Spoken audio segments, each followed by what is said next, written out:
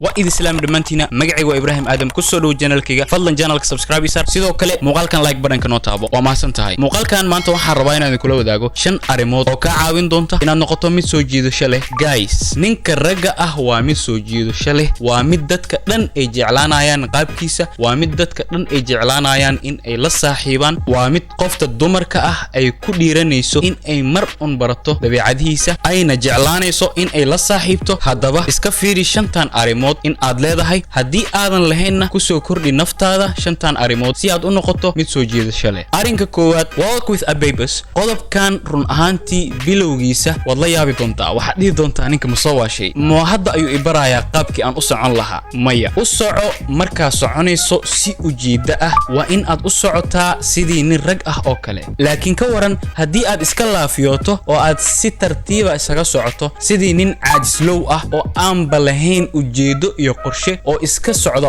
run ahaantii dabeecadan socodka ah ee la iska jiitamayo dhammaan Soomaalideena waan leenahay laakiin ma ahan wax wanaagsan fadlan ninka ragga ah waa in uu u socdaa si ujeeda leh markaad soconaysid waa inaad u socotaa si ujeeda leh waa inaad lugaha kala qaadaysid laakiin hadii aad iskaga socoto si tartiib ah oo aan ujeeda lahayn waxaad noqonaysaa qof aan macna ku fadhinin waxaad noqonaysaa qof aan meelna u soconin waxaad noqonaysaa qof iska socdo ujeeda aan u socon socdaan laakiin ma wanaagsano fiiri waa inaad talaabsataa waa inaad lugaha kala qaadaa laakiin tartiib hadii aad iskaga socoto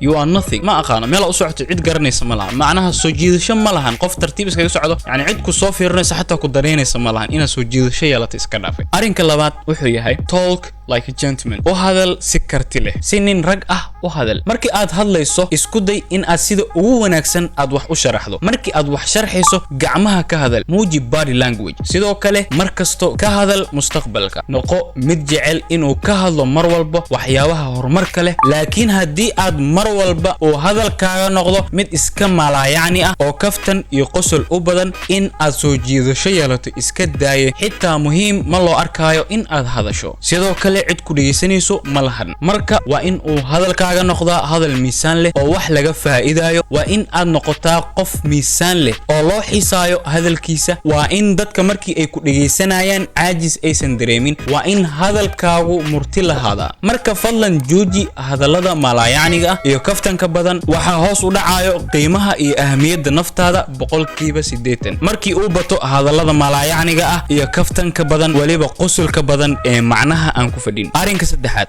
show confidence tus kalsoonidaada dadka marka hore naftaada kalsooni ku abuur noqo mid naftiisa ku kalsoon go'aanada uu gaarayana ku kalsoon kadib dadka tusi kalsoonidaada ayada oo aan fan ahayn laakiin qaadanaya go'aano geesinimo leh iyo markii aad hadlayso oo aad u hadashaa si kalsooni leh sidoo kale waa in madaxaaga uu kor ahaada kama wado kibir laakiin waa in aad ku saleysaa kalsooni aad ku qabto naftaada ku kalsoonaanta naftaada waxay ka dhigaysaa mid soo jiidasho leh waxaad yeelanaysaa qiimo sare wow kan waa mid aad muhiim u ah kan waa mid dadka dhan ay u baahan yihiin si gaar ah ragga dumarka kan diinta uma ogola laakiin ragga ayay aad muhiim ugu tahay aad ayaan u jeclahay aniga arinkan hadii aad sameeyso waxaad noqonaysaa mid la jeclaanayo in la kulmo mar walba qof kasta ayaa ku raaxaysanaya la joogaaga ma ku sheega waa qodobka afraad be fragrant noqo mid caraf badan dadka sanka ay kula soo raaci doonaan waxaad noqonaysaa xidig lagu farxo la kulankiisa soo jiidasho ayaad yeelanaysaa qof kasta ayaa soo jeedanaysaa siiba dumarka aad ay u jecel yihiin wiilasha carafta badan naftaada nadaafada kadib waa in aad carfisaa marka ku dadaala inaad iscarfisaan guys carafta waa furaha soo jeedashada arinka shanaad oo aan muuqaalkan ku soo gabagabayn doono waa solving problems xalinta xaaladaha kama wado in aad xisaab ka shaqeyso laakiin waxaan ka wadaa inaad noqoto mid xalin kara arimaha iyo xaaladaha markaas taagan waa in aad leedahay maskax active ah oo si hufan uga fakari karta xaaladaha markaasi taagan ama mushkiladaha markaasi taagan xalkeeda si wanaagsan oo aan degdeg iyo fudeed ku jirin runtii dadka noocaas ah waa dad soo jiidasho leh 70% ninka xaliyaha ah dumarka way jecel yihiin wiilyahow aday ku taala hadii aad noqoto wax mooge aan sida wax loo xaliyo aqoon guys aad ay u badihiin arimaha noocan oo kala ah ama arimaha soo jiidashada leh laakiin shantan waa muhiim runtii siiba ninka ragga ah muhiim ay u yihiin marka guys ku dadaala shantaas arimood muuqaalkan xagan ayaan ku ekeen doonaa mar kale waxaan ka codsanayaa channelkayga inaad ku soo birto oo subscribe noo saarto sidoo kale muuqaalkan like button ka noo taabo waxaan ku leeyahay ku raaxayso noloshaada peace